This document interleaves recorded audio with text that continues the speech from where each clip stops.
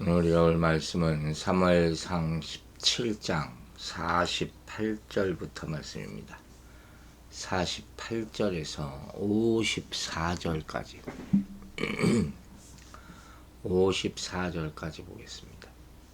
블레셋 사람이 일어나 다윗에게로 마주 가까이 올 때 다윗이 블레셋 사람을 향하여 빨리 달리며 손을 주머니에 넣어 돌을 가지고 물매로 던져 블레셋 사람의 이마를 치매 돌이 그의 이마에 박히니 땅에 엎드러지니라. 다윗이 같이 물매와 돌로 블레셋 사람을 이기고 그를 쳐 죽이나 자기 손에는 칼이 없었더라. 다윗이 달려가서 블레셋 사람을 밟고 그의 칼을 그 칼집에서 빼내어 그 칼로 그를 죽이고 그의 머리를 베니 블레셋 사람들이 자기 용사의 죽음을 보고 도망하는지라. 이스라엘과 유다 사람들이 일어나서 소리 지르며 블레셋 사람들을 쫓아 가요아의 그런 성문까지 이르렀고 블레셋 사람들의 부상자들은 사라임 가는 길에서부터 가드와 에그론까지 엎드러졌더라. 이스라엘 자손이 블레셋 사람들을 쫓다가 돌아와서 그들의 진영을 노략하였고 다윗은 그 블레셋 사람의 머리를 예루살렘으로 가져가고 갑주는 자기 장막에 두니라. 아멘. 자, 큰 사건이 벌어졌습니다. 정말 이스라엘 역사에도 남을 사건이고 성경 이야기를 아는 사람에게는 항상 신화처럼 나타나는 이 사건, 다윗이 골리앗 거인을 무찌른 그런 사건, 무너뜨린 사건이죠. 이 사건의 이야기가 어떻게 전개되고 있는지 이 48절부터 다시 한번 읽어볼게요. 블레셋 사람이 일어나 다윗에게로 마주 가까이 올 때 다윗이 블레셋 사람에게로 마주고 항우를 향하여 빨리 달리며 손을 주머니에 넣어 돌을 취하여 물매로 던져 블레셋 사람의 이마를 치매 돌이 그 이마에 박히니 땅에 엎드러졌다. 그래서 이 상황을 알겠죠. 지금 골리앗은 거구잖아요. 게다가 중무장을 했기 때문에 동작이 빠를 수가 없을 거예요. 근데 다윗은 뭐 갑옷도 안 입고 있으니까. 그러니까 아주 가벼운 몸으로 블레셋 진영을 향하여 빨리 달려갈 수 있었다는 것이죠. 그리고 다윗은 그러면서 골리앗의 이 중무장한 모습 가운데 유일하게 노출된 곳이 어딘가를 본 거예요. 그것이 바로 어디입니까? 이마죠. 거기를 향해서 물맷돌을 던져서 골리앗을 쓰러졌다. 어마어마한 사건이에요. 이 사건의 배경에는 이게 어떻게 가능하겠냐 하는 질문에 대답할 수 있는 한 가지는 있죠. 물론 다윗의 훌륭한 물맷 솜씨도 있었겠지만 하나님의 도우심이 있었기 때문이다. 안 그러면 그게 가당이나 하겠습니까? 이 다윗이 던진 이 한 번의 물맷돌이 골리앗의 이마에 박혀서 단번에 죽음에 이르게 되었다. 직역하면 그는 그의 얼굴을 땅에 떨어뜨렸다가 되거든요. 그러니까 이런 표현은 죽음을 의미하는 것이기도 하지만 때로는 항복이나 상대에 대한 지극한 존경심을 나타내기도 하는 그런 말이에요. 그러니까 결국 죽던 안 죽던 간에 하나님을 모욕하던 골리앗이 하나님 앞에 굴복할 수밖에 없게 되었다는 상황이죠. 그래서 이 단어를 선택한 것 같아요. 마치 이 골리앗이 지금 여호와의 법궤 앞에 엎드러진 블레셋의 신 사곤처럼 그 앞에 엎드려지게 되는 일대 사건이 일어나게 됩니다. 참 놀랍지 않습니까? 아무리 생각해도 놀라우지. 영화로도 나오고 뭐 온갖 이야기책에도 들어가 있는 이 사건이, 여러분, 하나님은 그분을 의지하고 신뢰하는 자에게 반드시 승리를 주십니다. 다윗이 가진 것은 사실 막대기 물맷돈 아무것도 아니에요. 그러나 하나님이 이것을 가지고도 대적들을 충분히 물리칠 수 있도록 도와주신다는 거예요. 즉 성도에게 필요한 것은 무기가 아니라 믿음이에요. 믿음. 다른 외적인 조건은 다 부수적인 거예요. 그래서 성도는 상황이 아무리 심각하고 급박하다고 해도 영적 싸움에 물러설 수 없는 것 아니에요. 40일 넘게 지금 이스라엘이 싸우지 않았잖아요. 언제까지 이러고 있을 거예요. 그 언젠가는 싸워야 돼요. 용기를 내서 순종해야 돼요. 이게 하나님의 명령이기 때문에. 즉 자신이 가진 것이 초라하거나 심지어 아무것도 없다 할지라도 하나님은 순종하는 성도들에 들어서서 충분히 사용하셔서 열매 맺게 하시는 분임을 잊지 마시라 하는 것입니다. 여러분, 믿음과 순종의 결단은 절대적이고 위협적인 환경에서도 빛을 발하는 거예요. 평안할 때는 누가 믿음인지도 어떻게 합니까? 그리고 하나님은 약하고 천하고 미련하지만 하나님을 신뢰하는 자들을 들어서 강하지만 세상에서 보기에 하나님을 멸시하는 자들을 부끄럽게 하신다고 그러잖아요. 그러므로 이 말씀을 믿는 성도들은 반드시 승리할 것을 믿어야 하는 것이죠. 이렇게 믿음의 발걸음을 내딛는 순간 새로운 역사가 시작된다는 거죠. 가만히 있어서 뭘 이룰 수가 있겠습니까? 50절에 의미심장한 말이 나오죠. 다윗이 이같이 물매와 돌로 블레셋 사람을 이기고 그를 쳐 죽였으나 자기 손에는 칼이 없었더라. 강조하는 말이겠죠. 이처럼 전쟁의 승리는 힘이나 군사의 수로 결정되는 것이 아니라는 거예요. 그걸 입증하는 거죠. 다윗이 골리앗을 이긴 것은 칼과 창을 사용해서가 아니라는 거예요. 오로지 하나님을 의지하는 다윗의 순수한 믿음으로 이긴 것이고 또한 다윗을 보호하시는 하나님의 손길로 이긴 것이다. 칼이 없었다는 것이죠. 하나님의 보호하심, 하나님의 크신 능력, 이걸 확인할 수 있는 것이죠. 우리는 우리의 인생 앞에 항상 우리를 가로막는 거인이 있다는 것을 잊지 말아야 합니다. 이기 때문에 항상 좌절하고 힘들어하는 것 아닙니까? 근데 이 거인들, 우리 인생을 가로막는 거인들의 공통점이 뭔지 아세요? 첫째는 우리 환경을 지배하고 우리의 공간과 사고, 이걸 다 지배하려고 하는 거예요. 그래서 사람 좌절하게 만들죠. 또 한 가지는 사람들에게 겁을 주는 것이죠. 두려움을 만들어주는 거예요. 아무도 도와주지 않는다고 생각하게 만드는 거예요. 마귀 사탄이죠. 세 번째, 결국 우리의 소망을 절망으로 바꿔버리는 거예요. 이게 우리 인생을 가로막는 거인이에요. 그럼 이때 어떻게 해야 될까요? 오늘 이야기에 나와 있잖아요. 다윗이 어떻게 했느냐 하는 거예요. 그는 가장 먼저 돌을 준비합니다. 사울왕의 갑옷을 벗고 돌을 준비해 자기가 할 수 있는 최선이죠. 그 돌은 그냥 돌이 아니었어요. 앞서 44절에서 우리가 본 바 있어요. 다윗은 5개의 돌을 준비했다. 이걸 지나칠 수가 없죠.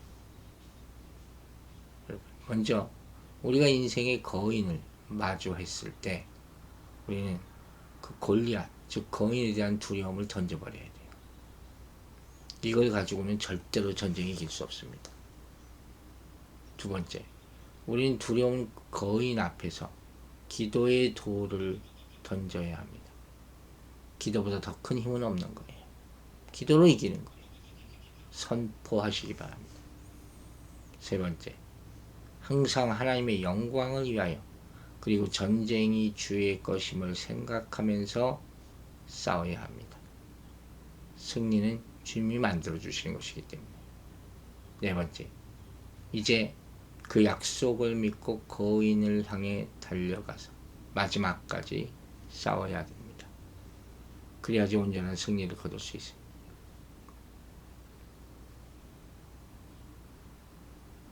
모든 승리는 5개의 돌이 다 필요했을 거예요. 이것을 가지고 승리할 수 있게 되기를 주의 이름으로 축원합니다. 이제 51절 봅시다. 다윗이 달려가서 블레셋 사람을 밟고 그의 칼 그 집에서 빼어내어 그 칼로 그를 죽이고 그 머리를 베니 블레셋 사람들이 자기 용사의 죽음을 보고 도망하느니라. 이 전쟁은 끝났죠. 다윗을 밟았다는 것은 이 전쟁에서 다윗이 완전히 승리했음을 가리키죠. 그 큰 거인이 무너진 거예요. 땅바닥에. 이 우상의 이름으로 나온 골리앗과 하나님의 이름으로 나간 다윗의 싸움에서 하나님을 믿는 신앙이 이긴 거죠. 악의 세력을 눌러서 승리한 것이죠. 이처럼 하나님을 의지하는 성도는 악의 세력과 싸우게 되는 영적 전쟁에서 하나님만을 순종하며 따르게 될 때 능히 그 싸움에서 승리할 수 있는 것입니다. 그리고 그 머리를 뱉다 그랬어요. 적장의 머리를 베는 것. 일반적인 고대 근동의 전쟁 관습이죠. 다윗에게 있어서 이 상황에서는 하나님을 모욕한 자에 대한 징벌의 의미도 포함된 거예요. 승리를 확신했던 골리앗이 예상 외로 단 한 번에 패배하자 이제는 어떻게 됩니까? 블레셋 군사들이 혼비박산 난리가 났을 거예요. 도망치는 모습이 이제 나오기 시작합니다.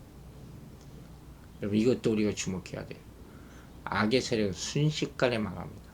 겉으로는 강해 보이지만 하나님의 심판이 임하면 그 순간 다 사라지게 되는 거예요. 이러한 모습이 꼭 나타나게 될 줄로 믿습니다. 이제 52절 53절 보세요. 이스라엘과 유다 사람들이 일어나서 소리를 지르며 블레셋 사람을 쫓아 가이와 에그론 성문까지 이르렀고 블레셋 사람의 상한 자들은 사라임 가는 길에서부터 가드와 에그론까지 엎드러졌더라. 이게 쭉 나와요. 블레셋의 패주와 이스라엘의 추격의 장면이 보여주고 있는 거. 당연한 지금 결과가 나타나는 것이죠. 이 40일 동안 아무것도 못하고 겁에 질려 움츠려 있던 이스라엘이 이제 이 골리앗이 무너지는 모습을 보며 소리를 지르며 블레셋을 쫓아가는 대반전이 일어나는 것이죠. 참 놀라운 일이죠. 경악할 일이죠. 하나님이 이처럼 약한 자를 택해서 강한 자를 부끄럽게 하신다 했어요. 그리고 이스라엘이 블레셋의 주요 성읍까지 단숨에 이르는 그런 장면이 나오죠. 에그론이라는 것이 블레셋의 5대 성읍 중 하나 아닙니까? 진을 노략하였다 하는 말도 나와요. 블레셋 진영에 쌓여있던 물품들을 다 획득해 가는 것. 전쟁의 노획품인들이죠. 전리품을 취하는 행위. 당시 일반 관습이라고 할 수 있지만 사실 이스라엘 하나님의 백성들에게는 이렇게 하는 일이 좋은 일이 아니죠. 이 블레셋의 물건들은 사실은 하나님께서 바쳐진다는 의미로 모두 괴멸시키거나 처리했어야 되는 건데 이스라엘 백성들이 이방인하고 다를 게 아무것도 없는 거예요. 하는 일 여러 가지 모습들을 보면 이런 전리품들을 또 뺏어가는 모습을 보면 아직까지 이스라엘 군대의 기강이 바로 서지 못했다 하는 것도 보여주는 그런 장면이죠. 54절을 보세요. 다윗은 블레셋 사람의 머리를 예루살렘으로 가져가고 갑주는 자기의 장막에 두니라. 이 당시 예루살렘은 여부수의 성읍이고 후에 다윗이 왕이 된 후에 이들을 몰아내고 이스라엘의 수도로 삼았던 곳 아닙니까? 그렇기 때문에 블레셋과의 싸움이 끝난 후 바로 골리앗의 머리를 예루살렘으로 가져가기는 쉽지 않았을 거예요. 따라서 이 말은 이후에 다윗이 왕이 되고 난 후에 있었던 일로 해석하기도 합니다. 그게 더 타당하는 거죠. 갑주는 자기 장막에 둔다. 갑주는 갑옷과 장식까지 다 포함한 것을 말하는 거죠. 골리앗이 가지고 있었던 무기가 다 포함된다고 할 수가 있죠. 골리앗은 그렇게 다 무장하고 중무장하고 나와서 한번 써먹지도 못했어요. 다윗이 이것을 베들레헴에 있는 자기 집에 보관했다가 후일 칼은 노베에 있는 여호와의 성막에 기증하였다는 그런 기록들이 사무엘상 21장에 남아있는 것을 볼 수가 있습니다. 여러분, 오늘 이 모습을 통해서 우리는 하나님이 일하시는 방법을 보게 되는 거예요. 다윗의 물매와 돌을 우리는 어떻게 봐야 되느냐. 그 사람은 이 목자잖아요. 목자. 그 중에서도 이 짐승으로부터 지키기 위해서 양떼를, 이 물매와 돌을 자유롭게 쓰는 사람이 다윗이었단 말이에요. 그러니까 목자로서 양을 이끌고 꼴을 먹일 뿐만 아니라 위험한 짐승들로부터 지켜야 했기 때문에 다윗은 전업 군인이 아니었어요. 그런데 칼을 들어서 적을 베는 일을 해야 했던 이스라엘 군인들이 하지 못한 일을 다윗이 해냈단 말이에요. 이는 경험적인 상식에서 벗어난 일이라고 할 수 있어요. 그렇기 때문에 이것이야말로 하나님이 하신 일이에요. 아무리 생각해봐도 그렇게 얘기할 수밖에 없어요. 또 한 번 얘기합니다. 하나님은 세상에 미련한 것들을 택하사 지혜 있는 자들을 부끄럽게 하시고 약한 것들을 택하사 강한 것들을 부끄럽게 하시고 천한 것들과 멸시받는 것들과 없는 것들을 택하사 있는 것들을 폐하려 하신다. 고린도전서 1장 27절부터 말씀이에요. 여러분, 우리는 무엇으로 영적 전쟁에 이겨야 합니까? 물매와 돌, 이거면 충분합니다. 즉 믿음으로 사는 하나님의 삶, 이 사람이 이길 수 있음을 명심하시기 바랍니다. 기도하겠습니다. 아버지 하나님, 다윗이 골리앗을 물리친 사건, 이 사건이 주는 교훈은 우리에게 너무 큰 것입니다. 이 이야기가 우리 뇌리에 항상 남아있게 하여 주셔서 우리 연약함 때문에 좌절하지 말게 하여 주시고 하나님의 강함으로 말미암아 승리하게 하여 주시옵소서. 우리 물맷돌만 있으면 됩니다. 내가 할 수 있는 최선, 하나님이 이미 주신 것들 다 있습니다. 그것을 가지고 이 영적 전쟁에 승리하게 하여 주시옵소서. 다른 무엇도 필요 없고 오로지 믿음으로 하나님의 능력에 의지함으로 우리를 조롱하는 어떤 세력도 감당해내고 인내해내고 물맷돌을 정확하게 골리앗의 이마에 던져서 맞추어 쓰러뜨리는 놀라운 승리를 다 이루게 하여 주시옵소서. 오늘 성도들도 이러한 승리 가운데 살게 하여 주시고 특별히 한 사람 자기 자신을 괴롭히는 모든 육신적인 영적인 문제들이 있을 것입니다.